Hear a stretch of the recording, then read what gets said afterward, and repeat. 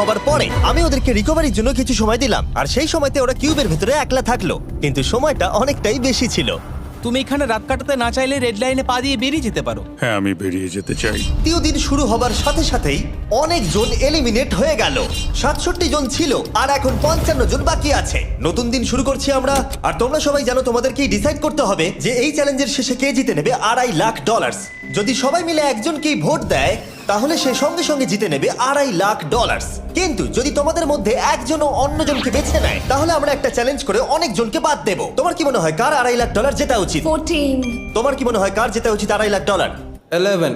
ঠিক আছে, যাই হোক, এদের উত্তর এক নয়। যেহেতু তোমাদের সবার মত এক নয় যে কার টাকাটা জেতা উচিত, তাই আমাদের একটা চ্যালেঞ্জ করতেই হবে। প্রত্যেক রো একজনকে ক্যাপ্টেন ডিসাইড করে নেবে, আর সেই ক্যাপ্টেন নিজের রোয়ের সব কন্টেস্টেন্টদের হয়ে রিপ্রেজেন্ট করবে পরের চ্যালেঞ্জে। যাকে তোমরা বেছে নেবে তাকে কিন্তু বিশ্বাস করতেই হবে, কারণ যেটা হতে চলেছে সেটা একদমই অন্যরকম হবে। পরের